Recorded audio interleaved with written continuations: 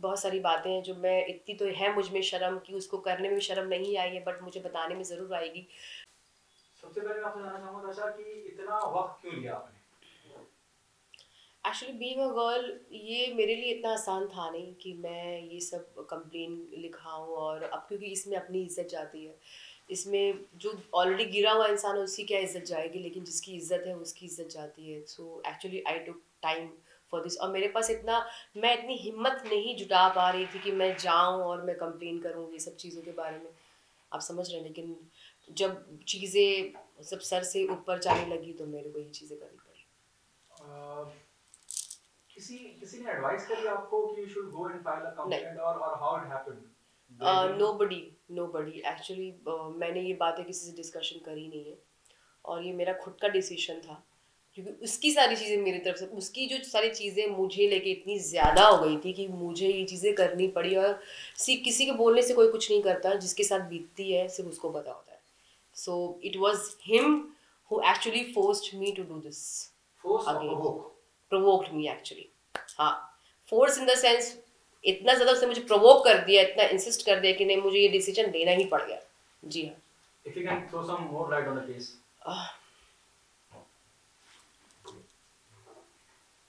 अगर कुछ और बता सकें आप डिटेल में इस पूरे केस के बारे में। देखिए, मैं ज़्यादा तो मैं बता नहीं पाऊँगी मीडिया के सामने, क्योंकि अगर आपको रियली में बहुत डीपली कुछ चीज़ें जाननी है तो आप एक्चुअली, मुझे मुंबई पुलिस वाले ने बहुत हेल्प की, and I want to thank them कि आपने मेरी चीज़ों को समझा और मुझे इतनी हेल्प करी। I would love to thank each one of you, the entire Mumbai Mumbai police, कि आप ने मुझे सपोर्ट किया और इस चीज़ को आगे बढ़ाया।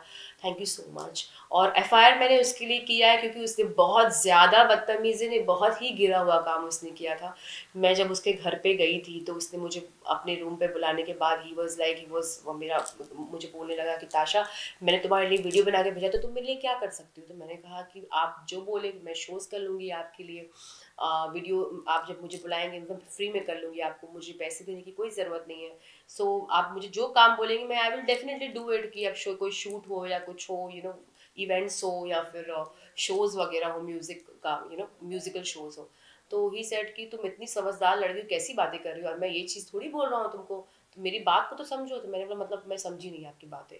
तो मैं थोड़ी सी अनजान बन रही थी, मुझे अच्छा सा नहीं लग रहा था इसलिए। बट उसने मुझे खुल के बता दिया कि भाई ऐसी सी बात है, मैं तुम्हें कॉम्प्रोमाइज़ की बात कर रहा हूँ। तो मैं वहाँ से उठ के जब जा रही थी तो उस बंदे ने मुझे इतनी गंद तरीके से खींचा। उसके बाद भी बहुत सारी चीज़ें थी जो मैं, ऑब्वियस सी बात है, being a girl I have respect, I can not tell in front of public. तो बहुत सारी बातें हैं जो मैं इतनी तो है मुझ में शर्म कि उसको करने में भी शर्म नहीं आई है, बट मुझे बताने में ज़रूर आएगी। तो आप लोग प्लीज़ एफआईआर का एक बार कॉपी चेक ज़रूर कर लेंगे। आईपीसी कौन-कौन सी धाराएँ लगाई हैं? मैं इस बारे में यहाँ बात नहीं कर सकती, I am really so sorry. So नहीं, मुझे क्योंकि उसे, जब एफआईआर हो जाती है तो उसमें हाँ, एफआईआर में आईपीसी की धाराएँ लगती हैं। हाँ, क्या मॉल्स्टेशन की लगाई हैं, रेप मॉइस्ट, की? हाँ, उसकी तो बिल्कुल लगाई है मैंने, उसको उसका अटेम्प्ट टू शायद, रेप, मैं ये हाँ, पूछना वो चाह रहा सब हूँ। चीज़ें, हाँ, हाँ, हाँ। आप जैसे समझ सकते हैं, बीइंग अ गर्ल मैं बोलने नहीं पा रही हूँ बिकॉज आई एम शाय, इसलिए मैं ये सब चीज़ें इतने खुल के नहीं बात कर रही हूँ। एंड आई एम श्योर कि और मेरा ये बोलने का, ये मीडिया में बताने की ये भी रीज़न है कि जो इतना करप्शन जो हो रहा है लड़कियों के साथ, वो गलत हो रहा है, उनके टैलेंट को नहीं देखा जाता है, उनके साथ गलत किया जाता है। तो ये रुकना चाहिए। पहली बात तो बॉलीवुड में करप्शन हटना चाहिए, ये सेक्स और ये जो कॉम्प्रोमाइज़ नाम का जो शब्द है उसको ही पूरा मिटा देना चाहिए। और लड़कियों को या चाहे लड़कों को, उनके उनको टैलेंट से मिलना चाहिए उनका काम, एक दूसरे को सपोर्ट सिस्टम बनना चाहिए इंसान को।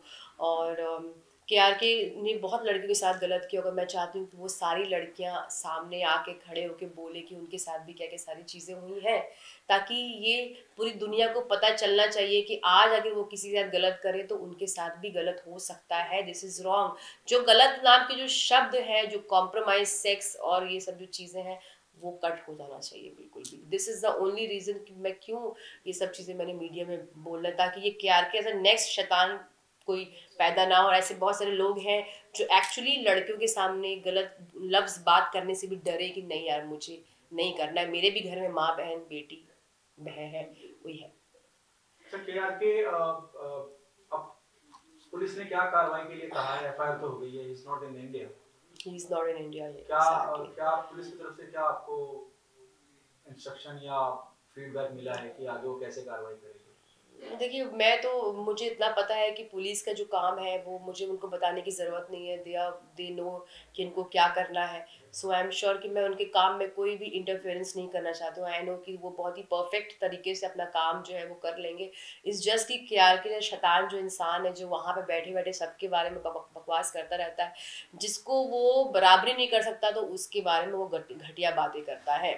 सो पैसे तो गलत तरीके से भी कमा लेते हैं लोग, तो उसके पास अगर पैसा है तो उसका मतलब ये नहीं कि उसके पास पावर है। एक हद तक उसका पावर भी कोई काम नहीं आने वाला है क्योंकि वो गलत इंसान है।